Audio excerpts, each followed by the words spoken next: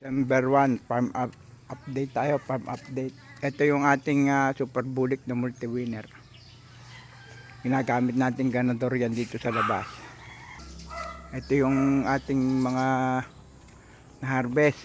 12 rito, 12. Tapos dito, naka-harvest tayo ng 30 pieces. So, 42. 42 yan. 42 pieces. I-cord na natin to, malalaki na. Mga 2 weeks sila rito para hindi pagka kasi hindi mo na inilagay dito ang iilap. Pagka naka 2 linggo sila dyan, pag ikinord nyo, hindi na sila mailap. Ito naman yung ating pinadadaming super bulik. Crosses to. Para, ayun, may itlog, crosses, may itlog. Crosses to, walang problema ito, walang markings. Pero, panlaban. Kasi, madaling buhayin pag crosses. Pagka ibinabalik natin sa kakanyang anak, medyo mahirap buhayin. Kailangan natin ng maraming panlaban ngayong stag season. Kukunin natin yung itlog. Crosses naman to, wala itong marking. Okay lang. Sa seleksyon na lang magkakatalo. Pagka lumalaban na, pipiliin siyempre kung alin yung mga magaling at saka magandang kumilos. Madami tayo. Ito, pang 3-4-11 natin. Ang dami niyan, 126 pieces yan. Ang gaganda nito, Ang ganda nitong ito, Ayan, Mga banded pa yung iba niyan. Yun, Black Albany, Gaganda. Ito, White Albany, ito, Yung may White Albany pa rin doon. Puro quality ito. Piling-pili.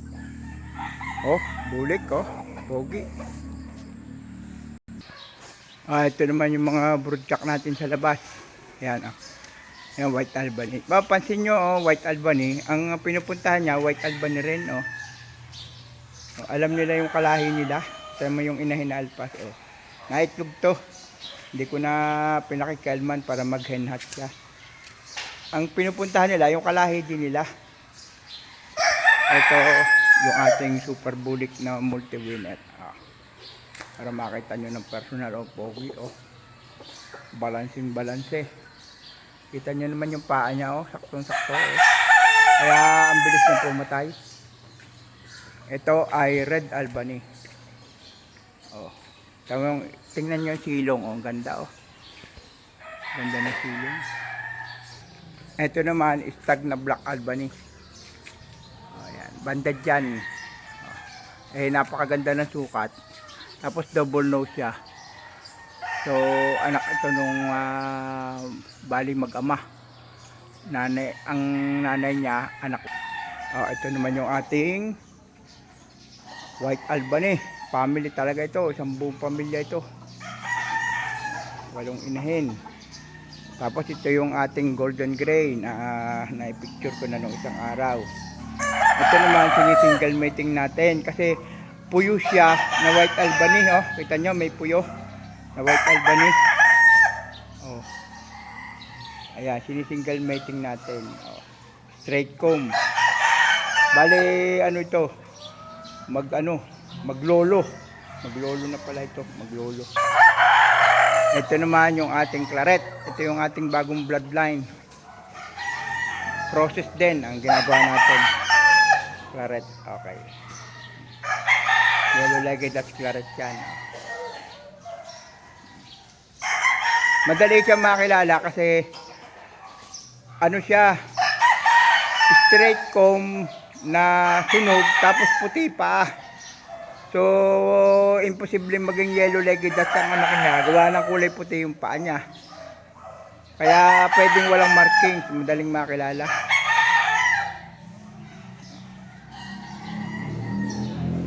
Ito naman yung ating pinakamatandang bank account family. Yan Kino-crosses din natin siya kasi nung isinala ko doon sa apo, ang liliit ng anak. Naging unano. I-outcross ko muna uli. Tapos saka tayo pipili uli sa magiging anak niya. May markings ang anak nito. Ginawa kong left nose kasi yung right nose, yung black, yung yung claret, yun. Ayun, ito, yung unang anak nito na tinandaan ko ay right nose. Ay madami na. Kaya ito, pwede nang hindi, doon na lang ako kukuha sa mga unang anak niya na tinandaan ko. Ito naman ay process natin. Oh, ang gaganda nitong ating mga stud. Itong sa lumabas, oh, napakaganda, oh. Abuhin itim na talisayin, oh. Napakaganda nito, oh. Sana lumaki. Magawa tayo ng bagong pamilya nito pag nanalo sa laban. Tapos ito naman yung ating crosses ng Henny. Crosses din. Para medyo madali-daling buhayin. Napakahirap magbuhay ng ng 15-16 at saka 7-8.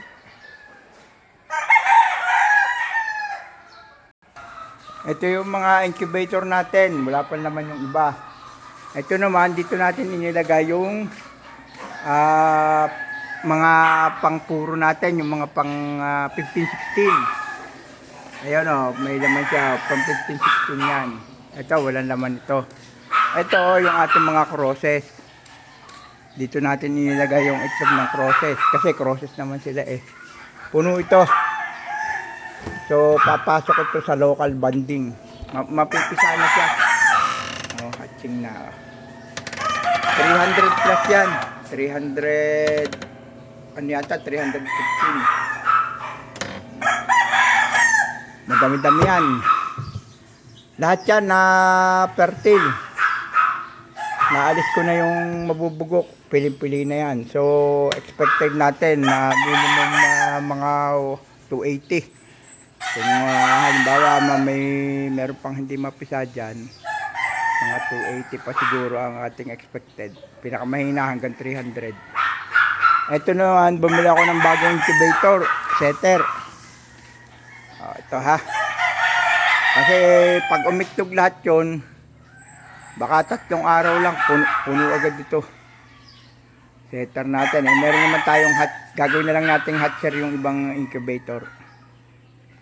Dito tayo sa exclusive breeding. May inahin, oh. Ang lakas ng loob mo.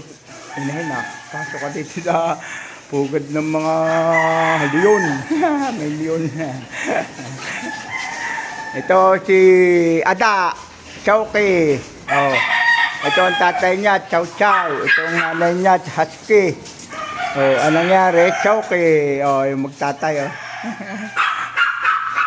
Ito yung ating kinokrosses din. Kanawayon, original to. Napakamahal. Kanawayon yan.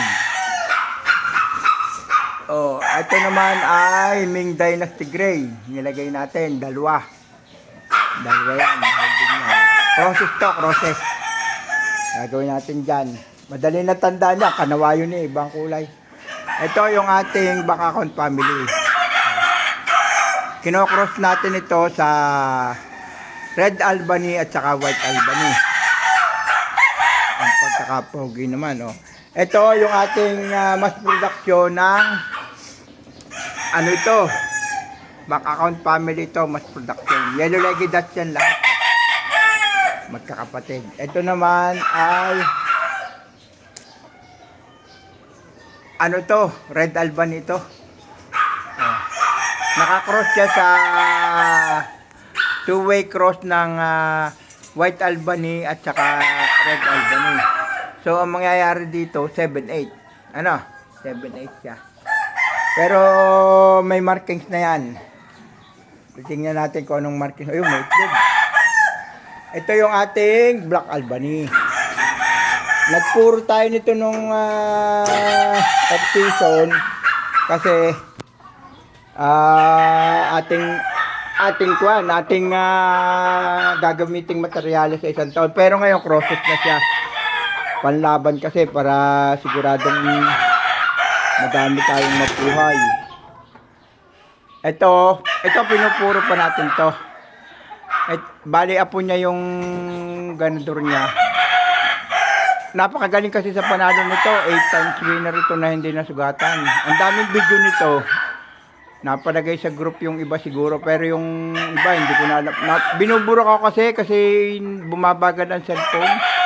Ay na-post ko na naman sa group. So, napakagaling nitong ganador na ito. Ay matanda na. Pinupuro muna uli natin sa kanyang lahi. Bali, apo niya yan. Ang magiging anak niya, 15-16. Oh. Magkapatid yung inahin, magkapatid. Ito naman yung pinakamatanda nating isa pa na White Albany. Kaya lang, ito yung medyo mababa, yung Kalapati family kung tawagin. Kalapati family. Ayan. Ano to? Apo din niya yan na may halong Red Albany. So, ang magiging anak niyan, 15-16 din. Apo na, may wing pa na, kalay tandang itong isa. Banded ito ngayon tang ito. Eh, ang tanda na nito. Baka 31-32 na siguro magiging anak nito. Paapat na sa palimang sali na ito. Ito naman yung ating original. Oh, ayan. Na ito yung kauna-unahang Black Albany na nagpanalo. Matanda na ito. Bali mag-aapat na taon na ito ngayon. Black Albany din ang unahan niya. Black Albany yan. Black Albany yan. Kaya nga lang ay parang Galisapi ang dibdib. Pero ito Black Albany ito. Ito yung ating bank account na multi-winner. Puro derby ang pinanalunan nito. Timbangan lahat. Buhat istag hanggang sa tumanda. Matanda na rin ito. Process din ang ginagawa muna natin para mabuhay ang ang anak kasi namamatay pagka binabalik sa apo, ang hirap buhayin. Ito yung ating super bullet na isa sa original natin super bullet. Ayan ano lang siya, single mating lang ito sa bullet din. Ito naman yung ating process na madami rin. Napakaganda nito. Bruce Barnett to sweater. Ito yung ating friendship sweater. Friendship sweater natin. Kinocross ko sa Albany at saka sa Yellow Legged Dots. Sa isang taon tayo makakapagpapuro pa niya kasi bagong lahi. Ito yung original na na Red Albany ko na napakatanda na rin. Banderado. Para din siyang pag hinipo nyo, magkaiba ang korte na katawan at saka yung ulo nung Yellow Legged Dot. Matilos ang kanyang ang kanyang tuka. Tsaka pagka hinipo, anak ng diferensya. At saka puti ang paa. Siyempre, yung Yellow Legged Dot, dilaw. Ayan nakita nyo yung breeding natin. Mas production tayo ngayon. Kasi nakapagpalahi tayo nung 2023 ng 800 plus. Napawing ba na natin lahat yun. Dati kasi 5,000 talaga ang benta ko. Kaya lang pag September, birthday ko, at saka December, nagpo-promo ko ng 3 for 11. Napansin ko, ang bilis maubos pag 3 for 11 lang ang presyo. Tatlo lang araw-araw mabenta ko, 11, isang buwan, 300 agad ang ubos. Kulang ang manok. So, sabi ko, ganun na lang gawin natin lahat sa stag. 3 for 11 na lang lahat. Para wala nang promo-promo. 3 for 11 na talaga ang presyo. Ay, kaya lang, kulang naman ang manok. Kaya dinamihan natin ngayon. Dadagdagan pa natin yan yung mga inahing alpa sa labas. Siguro makakapili tayo ng mga 50 plus doon na class A. Sa 2026, mas production tayo. 3 for 11 na lang lahat ng presyo para mabilis. Kasabihan nga, mas madali daw kumita ng piso sa 1,000,000 tao kaysa 1,000,000 sa isang tao lang. So, magmamas production tayo tapos mababa ang halaga. Ano, kita nyo naman, ang quality naman lahat, kahit mababa ang presyo. Oh, saan ba kayo makakakita ng ganyang kagagandang manok na mura? Oh, ayan kita nyo, ang gaganda, Black Albany yan, ako lang ang meron. Oh, ang inahin niya, Black Albany din. Oh, ito, White Albany natin, ang ganda rin.